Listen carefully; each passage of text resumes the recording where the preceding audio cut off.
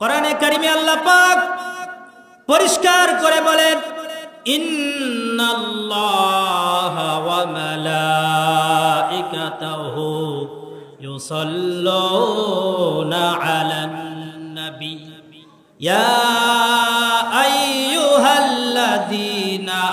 আমানু সাল্লু আলাইহি ওয়া সাল্লিমু তাসলিমা। অবশ্যই আল্লাহ রাব্বুল আলামিন তার বন্ধু মুহাম্মদ সাল্লাল্লাহু আলাইহি সাল্লামের উপরে রহমত পাঠ করেন। ফেরেশতাগণ আল্লাহ তাআলা এবং ফেরেশতাগণ তার উপরে দুরূদ পাঠ করে। ইয়া আইয়ুহাল্লাযীনা আমানু সাল্লু আলাইহি ওয়া সাল্লিমু তাসলিমা।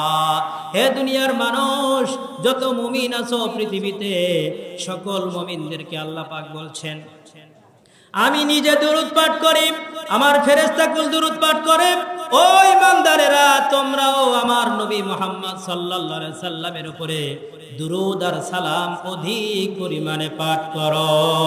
সাল্লাল্লাহু আলাইহি ওয়াসাল্লাম, সাল্লাল্লাহু আলাইহি ওয়াসাল্লাম, সাল্লাল্লাহু আলাইহি ওয়াসাল্লাম।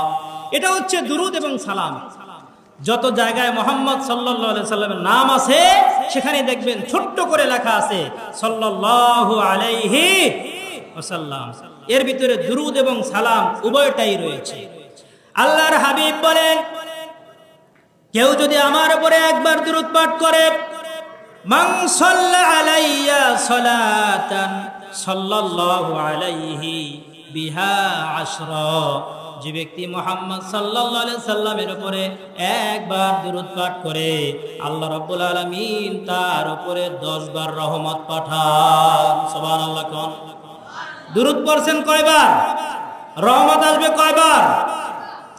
কঠিন মুসিবতের মধ্যে পড়ে গেছেন, দুরূদ পাঠ করতে থাকেন। আল্লাহর রাসূলের ভাষ্য অনুযায়ী একবার দুরূদ পাঠ করলে 10 বার রহমত আসবে।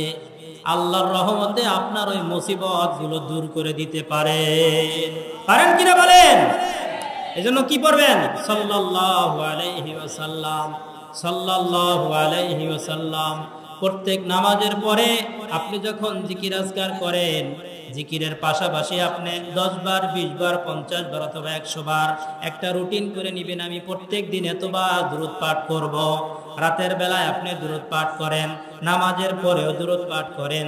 আল্লাহ রাব্বুল আলামিনের হাবিব বলেন, একবার দুরূদ পাঠ করবি, 10 বার আল্লাহ রহমত পাঠাইবে। সুবহানাল্লাহ।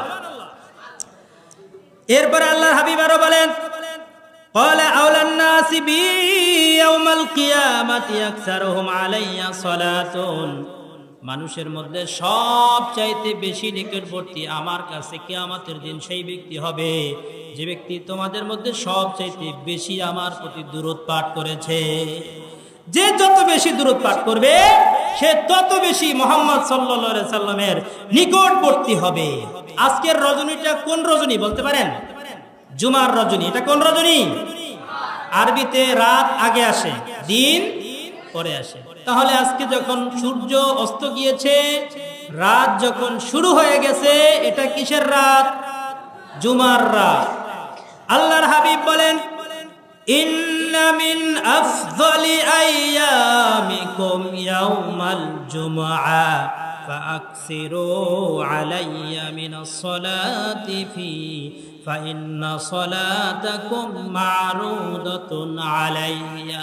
তোমাদের মধ্যে, তোমাদের দিনগুলোর মধ্যে সবচাইতে উত্তম দিন হচ্ছে শুক্রবারের দিন, জুমার দিন। আর এই জুমার দিনে তোমরা আমার প্রতি বেশি বেশি করে দুরূদ পাঠ করো। ফাকসিরু আলাইয়া মিনাস সালাতি ফি, অধিক পরিমাণে জুমার দিনে আমার প্রতি দুরূদ পাঠ করো। কয়টা বাজে? অধিক পরিমাণে দুরূদ পাঠ করো। 10টা, 10:30, 10:30। ওদিকে সব ব্যবস্থা করে ফেলা। 24 বাজছে না? ঠিক আছে, ইনশাআল্লাহ সবকিছু মিলে আমরা ওদিকে ব্যবস্থা করে ফেলা।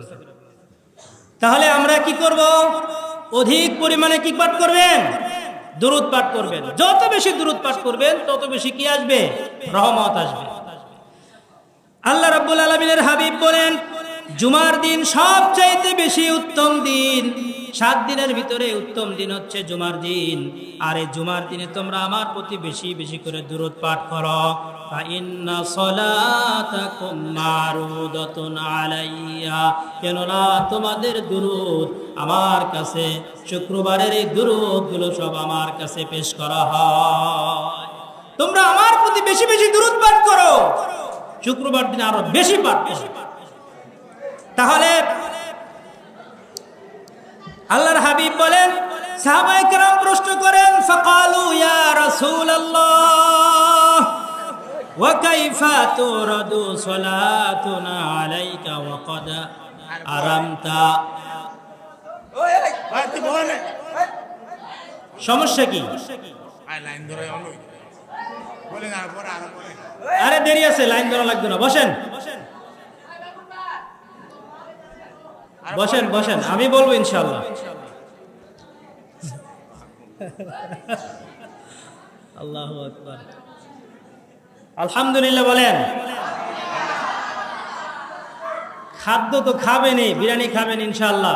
ইসলামের মধ্যে উত্তম কাজ হয়েছে মানুষদেরকে খাদ্য খাওয়ানো, মানুষদেরকে খাদ্য খাওয়ানো, খাওয়াইবেন ইনশাআল্লাহ, খাইতে পারবেন, সমস্যা নাই ইনশাআল্লাহ। আল্লাহ রাব্বুল আলামিনের হাবিব যখন বললেন অধিক পরিমাণে দুরূদ পাঠ করো, সাহাবায়ে কেরাম এবার প্রশ্ন করলেন, ইয়া রাসূলুল্লাহ, আপনি যখন মৃত্যুবরণ করবেন, আপনি যখন কবরে চলে যাবেন, মাটিতে মিশে যাইবেন, তখন আমরা কিভাবে আপনার উপরে দুরূদ পাঠ করব? আপনি তো মরে যাইবেন, কিভাবে দুরূদ পাঠ করবেন? আল্লাহর হাবিব বললেন, ক্বালা ইয়াকুলু ইয়ালিদ ক্বালা ইন্নাল্লাহা আযজা ওয়া জাল্লা হাররামা আলাল আরদি আজসাদাল আমবিয়া।